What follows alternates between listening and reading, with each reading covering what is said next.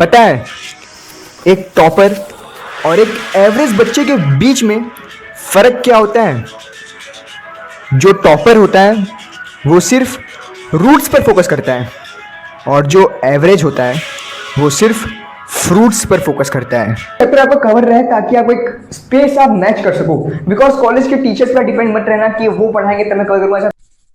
चलो बढ़िया, भैया ने मैथ्स का बता दिया, फिजिक्स का बता दिया, केमिस्ट्री का बता दिया, लेकिन अरे यार कंप्यूटर साइंस का तो भैया ने बताया ही नहीं।